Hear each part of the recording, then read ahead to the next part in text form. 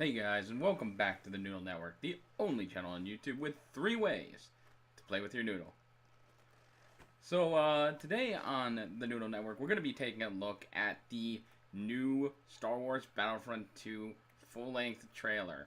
I normally don't do these kinds of videos because, honestly, I don't see them as being a worthwhile endeavor, but I wanted to do this one in particular because, believe it or not, guys, and I know this might seem a little controversial to a lot of people out there, I am a fan of Star Wars Battlefront. I know a lot of people hated on it. A lot of people for a good reason, honestly. Some not so much, but honestly, Star Wars Battlefront was just an amazing multiplayer experience. It was a lot of fun. It was limited. It did have its fair share of flaws. I would not necessarily rate it very high because it is broken in a lot of areas. But to this day, I have racked up about 400 hours on Star Wars Battlefront EA alone. I pre-ordered this game. I got all of the DLC for the season pass. I know I'm basically encouraging bad behavior from DICE and EA. That's true. I won't deny that. But the multiplayer aspects of this game added in with just how immersive the Star Wars universe is in this game, it paid enough for me to be like, I gotta get this game. I gotta do it. There's no way around it. And I know people will disagree with me. And you know what? On the Noodle Network, that's more than fine for you to do. I welcome a challenge of opinion. That's fine. But you know what? Tossing aside Battlefront 1 away for a second, we're going to be looking at Battlefront 2. Now let me just start off right here by saying this game, I've already watched the trailer for this. I've already seen what they have to offer, what they're going to be putting out there. Star Wars Battlefront EA2 looks several times bigger than this current game. And that alone has me excited. But you know what? Enough of me talking. Let's get into the trailer for us.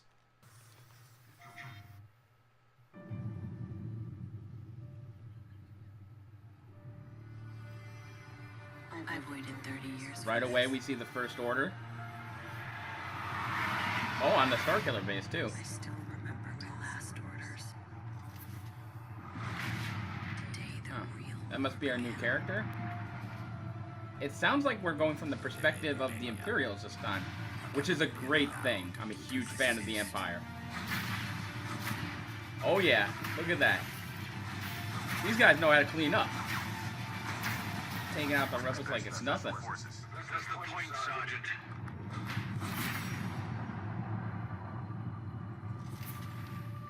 Impossible. Commander, what do we do now? The commander. So we must be taking on the role of that commander. I don't know what her name is yet, but guess we'll find out.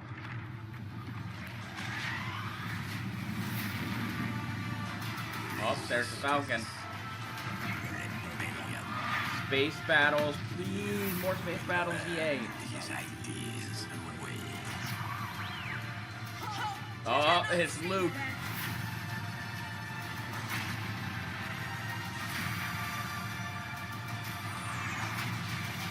Oh man, it's raining X-Wings. Back on Starkiller. Oh, that's Tatooine. Oh, we've got Darth Maul and Yoda. Yes, we got Rey, Tauntauns on Hoth.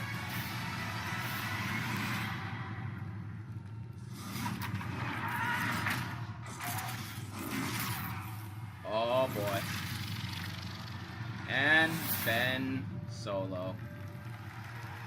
So this is our new character. I'm interested to find out more about her because a female Imperial soldier, and it looks like they're special forces. I think they said that in the next scene. So that's going to be pretty interesting. I can't wait to dive into that territory. especially to learn how they're different, the Special Forces operatives.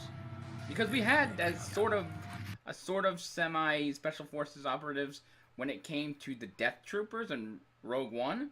So, I don't know exactly how they're going to do anything different with that. They've got to make them a little bit different, more unique.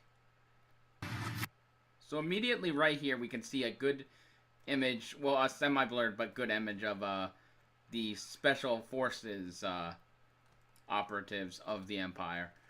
And looking at the design right now, they look more like the Imperial pilots with the slight red designs on them.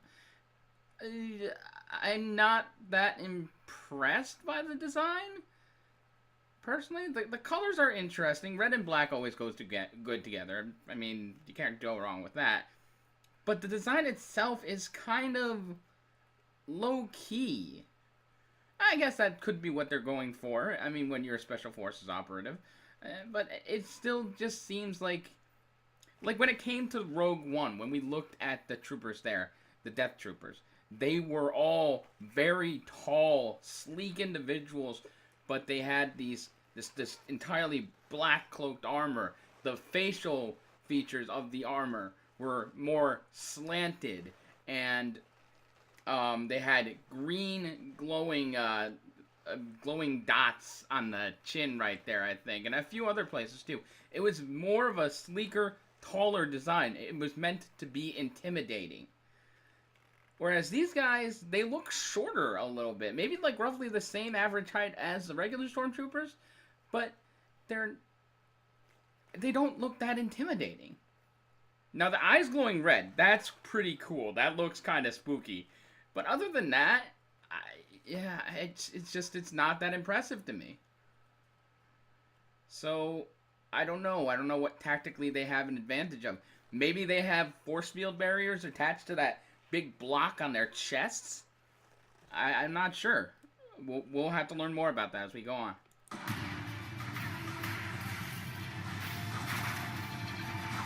Right away there, you can see how talented they are, though. That's the point, Sergeant. So, I want to back it up there a little bit. So right here, I want to bring up something that's really going to interest me. This is done from the perspective of the Empire, the story mode. Or at least this part of the story mode. And the thing that interests me about this is that it's going to go from an angle where the rebels are just the bad guys in this. The rebels are terrorists. And they've come to just destroy the Imperials' way of life, their way of living. So it's going to bring up a very interesting, perspective and point of view. And how you view things. And personally, like I said, I myself am an Empire fan. I can't wait to squash some rebel scum. Right here, EA and DICE have a great opportunity to make a multiplayer arena. Now, in Battlefront 1, there are a few space battles from the Rogue One Scarif DLC and the DLC from Death Star. Now, I believe Rogue One has more of a thing going on with it than the Death Star DLC, where you can fight around some destroyed ships and some living ships still, but make it more difficult to navigate. I'm not saying make it impossible to navigate, but make a lot more destroyed ships. This is like a ship graveyard. You have the perfect opportunity to provide more cover for your ships. And that's something that was more of an issue with the first Battlefront, because even when there were some destroyed ships, some still floating ships there, you couldn't really take cover in it, and because of that, it was more or less of a, who can find who first and blow them up. Whereas this, it could be more tactical. And I would like that to happen. We avenge our emperor. So you have the perfect opportunity to make a map. There's no excuses for that. Obviously, the Millennium Falcon. Space battles. Please, please more space battles. Lots more space battles. It's a huge thing. right there, we have a new character right here. I have no idea who he is, but he kind of looks like he's clad in Royal Guard armor. And obviously we have two side Special Forces operatives right here and right here. And our main character, the commander. You know, I'm now wondering if she's kind of like the way the Death Troopers were to Rogue One's Krennic, Orson Krennic. Could that be the case, and that the Special Forces operatives only exist for one individual to be used? Although, now that I think about it, I can basically debunk that theory, because I believe that Thrawn was seen with Death Troopers too at one point. Although I cannot confirm that story right now, that theory. Obviously, Mark Hamill's Luke Skywalker seen here. The image kind of looks like him. There are a few things that are a little different. Like the cheeks, kind of like in Rogue One, when they did when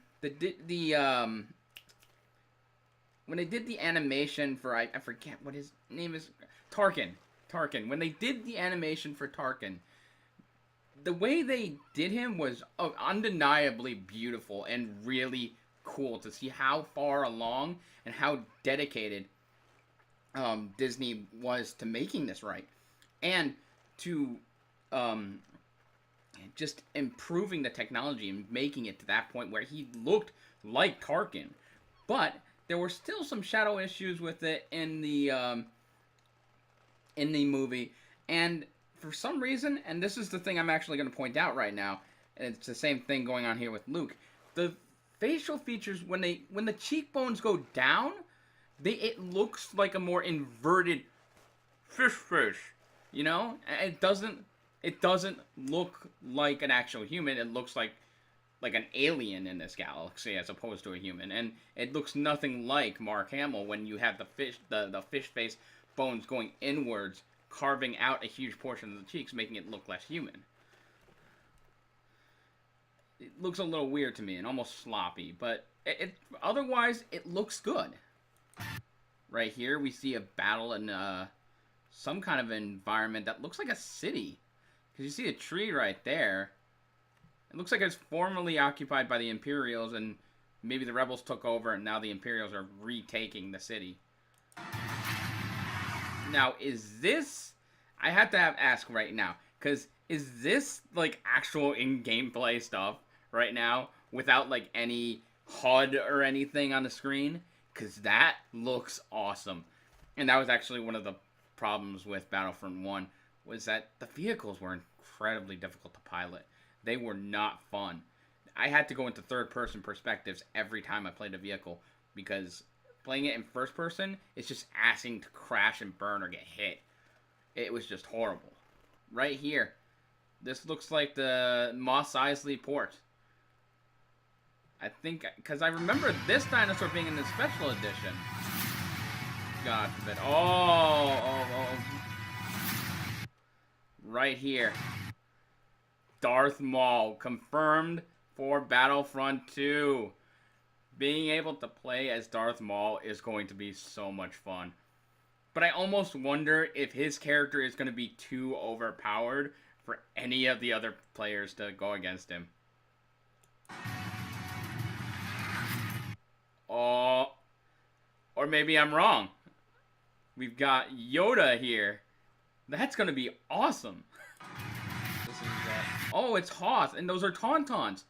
Is this a confirmation of other vehicles being used in the Star Wars battles now? Are we going to be able to, well, it's not the correct word, but pilot Tauntauns? That would be amazing. We're just going to go briefly over different things that I managed to pull up while researching Battlefront 2 today. We're going to start with an article I actually pulled up with. And actually, no, that's not it. So this is something I really wanted to confirm and know for sure, because there's controversy with the Season Pass. Some people like it, some people don't. Some people think it's worthwhile, some people think it's a waste of money. And the link isn't letting me click it. It's probably my computer. Oh, the internet's down. That's why. Well, we'll have to fix that later. But you can see right here from the headlines, it looks like Star Wars Battlefront 2 will ditch the Season Pass. IGN confirms Star Wars Battlefront 2 won't have a Season Pass. So does Game Rant. This is good news and bad news. Good news because it'll ditch the idea of adding in more stuff as we go along. Therefore, everything's going to be out at the same time. Now, this does open the door to, say, microtransactions to go in the game. I'm guessing more of like a Battlefield-ish approach, and the idea of having like a loot crates to buy and purchase or be able to earn somehow. I guess from a perspective and a point of view, that could be interesting, could be better. Personally, I don't like having to go through all the stress of that, because a lot of the challenges that EA dishes out with the Battlefield games can be really aggravating and just ruin the experience and the immersion and the fun of playing with your friends when you have to get everyone leveled up in a certain way, get everyone, enough points, because it just degrades the experience and the feeling of the game. And I really hope that they're not going to do that, but at the same time, the Season Pass is very expensive. It's like buying a second game, so they need to make their money back somehow. Which would you prefer? Tell me in the comment section below. Would you prefer Season Pass or microtransactions? Or is there a third answer? Tell me down below and let me know. So first of all, we immediately go into single player. Single player campaign is something we did not have with Battlefront 1, and it's something we desperately needed.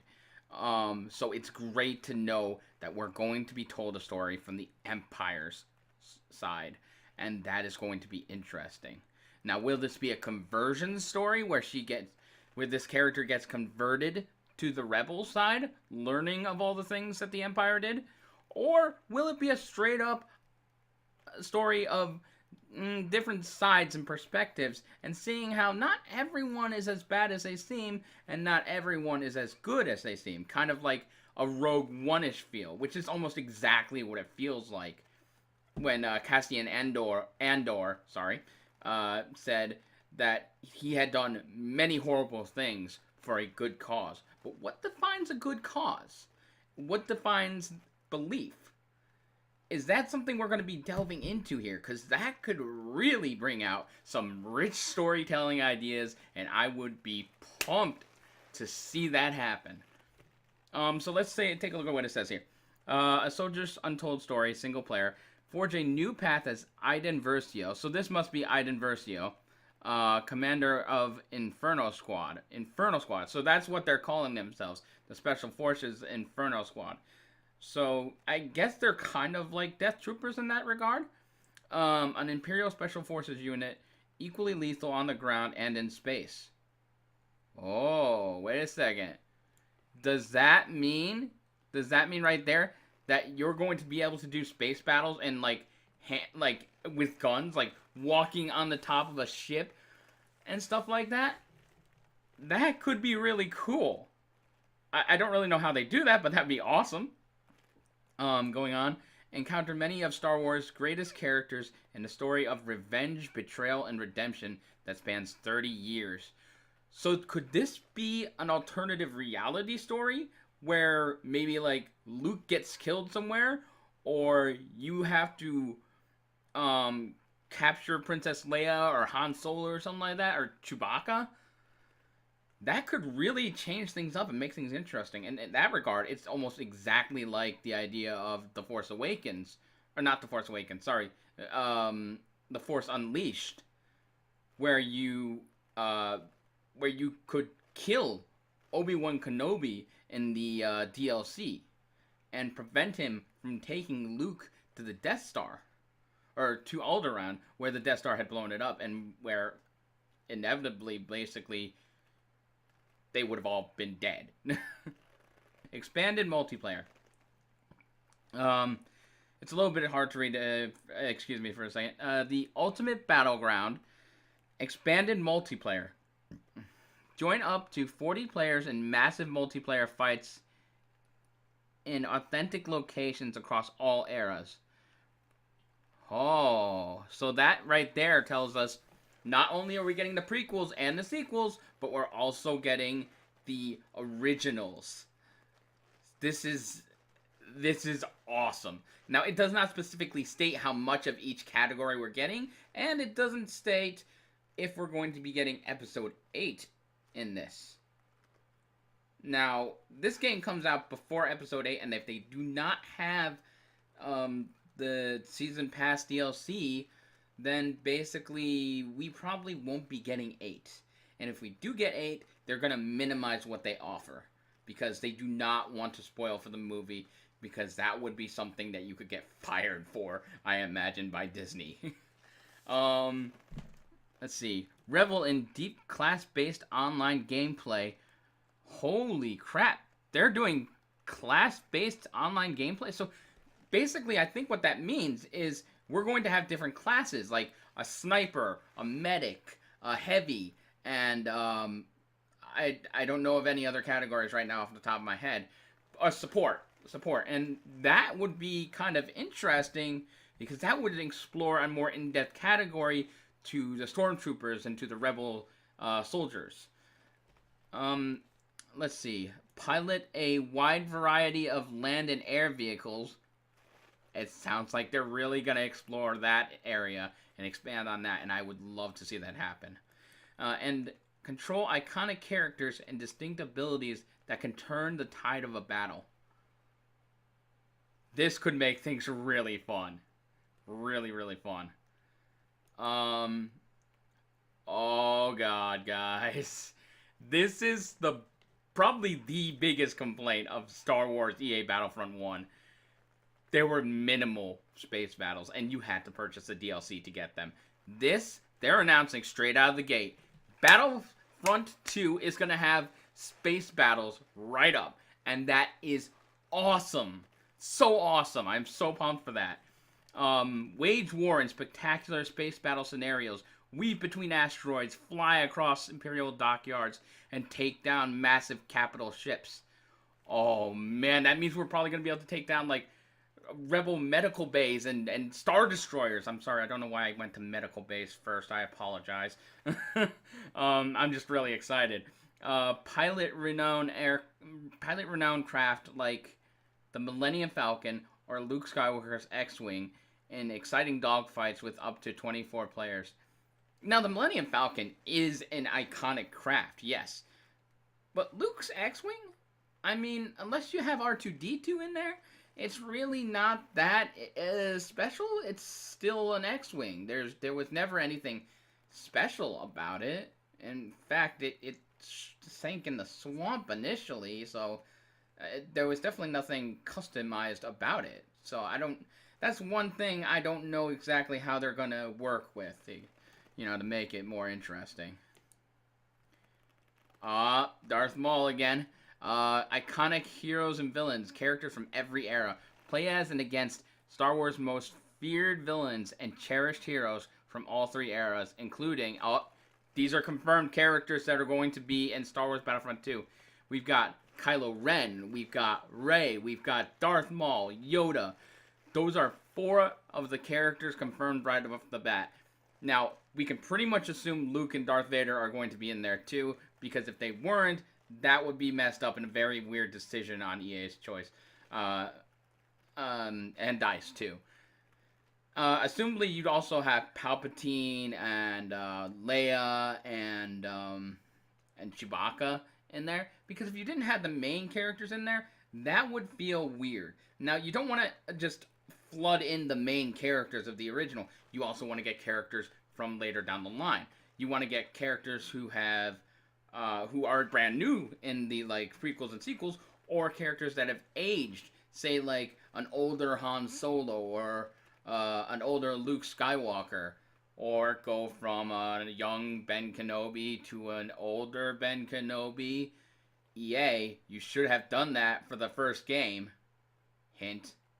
But that would be really interesting. The The character ideas are literally limitless. You could pick from any number of Jedi, from bounty hunter, from Sith, from soldier. Literally, you have unlimited possibilities. Unlimited power.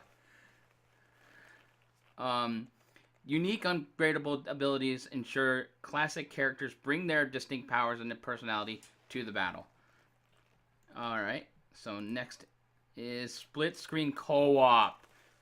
This is something that I was a little nervous about happening, because the first one was really choppy and could really screw up pretty easily. Team up with a friend in 2-player offline split screen play. Earn rewards, customize troopers and heroes. Then take your skills and upgrades to the online battleground. Now that's interesting, customizing the troopers and heroes. And that could actually really turn the tides, make this very special. And I hope that they do that, because that would be really interesting. Split screen co-op available only on PlayStation 4 and Xbox One. Sorry, PC users. Customize and progress. Tailor unique abilities for each hero, trooper, and starfighter to gain the upper hand in battle with Star Wars Battlefront 2's diverse and powerful progression system. The path to victory is yours to decide. So it sounds like it's going to be like Battlefront 1 with lots of different weapons you can choose from. But it also sounds like there's going to be like a skill tree, like in the Final Fantasy universe or on any RPG universe out there. And that could be interesting, because that could lead to a bunch of different customizable ideas, as long as they don't let you use all of them. Maybe pick like from 5 or 3 or something like that. That would really change the tide of a battle really easily. Like, imagine if you had like a healing ability, a grenade ability, and a jetpack, or a jetpack and a long-range cannon and like bacta bombs or something like that. I know I focus on the jetpack a lot, because that was something that they needed in this game in order to make it work, and something I really hope that they decide to fix. Pre-order bonus, and I already have that pulled up right here. I just want to go over this. Okay, according to a listing from EA, every trooper class, officer, assault, heavy, and specialist is upgraded, delivering superior firepower, deadly weapon modifications, and epic combat abilities. So that should be interesting. And this is if you get the deluxe edition over if you just pre-order. So let's see right here. The deluxe edition looks like it includes the access to play Star Wars Battlefront 2 on November 14th, a 3-day head start. Now, given the price difference, which I'm assuming is $80 to $60, yep, $80 for deluxe. Standard edition gets you $60. That's an extra $20 for a 3-day head start. That's not anything very special. It is nice to get a head start, and honestly almost required with first-person shooters these days. Because by then, almost everyone who's been playing that far ahead has mastered, or at least gotten used to the controls to a point where you're at a disadvantage if you just join in after 3 days. It happened with Battlefield 1, it happened with Star Wars, and I'm sure more than likely it will happen with Battlefront 2. Next it says upgraded versions of all 4 trooper classes, like I said, officer, assault, heavy, and specialist. That brings up pretty interesting ideas then. That could really be cool in how you organize your team and you set everything up. That makes it more tactical, and I dig that. Good job. 4 epic ability upgrades, 1 for each trooper class. Now, here's one thing I'm a little confused by. Are they describing this as like, oh, it's so cool, our ability upgrades? Or are these going to be like classed in like the difference, like the loot boxes where there's like the orange, the blue, and the white in terms of rarity? I don't know if I like that idea. You guys decide for yourselves, but that's what they're saying here. and it sounds like instant weapon unlocks and weapon modifications for each trooper class.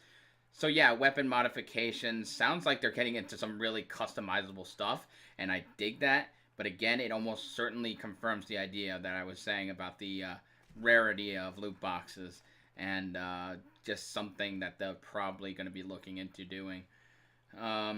Exclusive Kylo Ren and Rey themed looks inspired by Star Wars The Last Jedi. Huh. So this looks like costumes for Kylo Ren and Rey, and it sounds almost immediately like that this is the way they getting The Last Jedi stuff out there. It surprises me that they do it for them, but at the same time, their photos probably they almost know that they're gonna get leaked out at some point. So I understand that. Oh, and that also is in the standard pre-order edition. The next two things are two epic ability modifiers for Kylo Ren and Rey. That pretty much seals the deal. It looks like what they're doing is going for different rarity loot boxes. It sounds like epic is going to be the top, and they'll probably have two others at least. I'm not sure that's a good decision. I personally don't agree with it. I would much rather have the ability to buy the $60 one, but I understand for the sense of equality and for people who can't afford it, this is probably going to be the best option for a level playing field. An epic ability modifier for the Millennium Falcon. So it sounds like they're also doing it for ships, which is I think what I read previously. That could actually really make things interesting in the idea that no Millennium Falcon can be, one could overtake another if you have like an ability modifier that's more strategical for the battle and could overpower a different ship. That would make things interesting, and I really hope they fix the whole ship-to-ship combat. So that about does it, guys, for Star Wars Battlefront 2, the trailer reveal, and the exploration of the site and what's to come. I did this again because I really enjoyed the game, and I cannot wait for Battlefront 2. But maybe you have a difference of opinion. Maybe you have something different you want to say. You want to get out there. Let me know. Comment in the section below. And before we go, I wanted to share one little secret with you. Hold on one second, guys. So here's the secret I wanted to share with you guys. The Resident Evil 7 script has been finished, totaling out at 8 pages and 3,344 words. This is going to be the review. Everything's written down, everything's edited. I'm not going back to change it at all. I will begin shooting actually in the next 30 minutes and get things done as quickly as possible. Unfortunately, I don't have a lot of time tonight and tomorrow morning, but come, let's see, Tuesday afternoon, I'm going to be continuing streaming. So come Wednesday, I will be able to get filming on the on this review and get it out to you as soon as possible. I expect, and I'm not promising again, but I'm expecting it out by a week from this Sunday at the latest. But I'm going to push, and try to get this out as quickly as possible. I'm going to start in the next 30 minutes again. It's 8:28, so about 9 o'clock I'm going to start shooting some of the night sequences. Or we'll see, we'll see. But anyways, thank you for joining me here on the Noodle Network. And I will see all of you folks next time. Take it easy, everyone.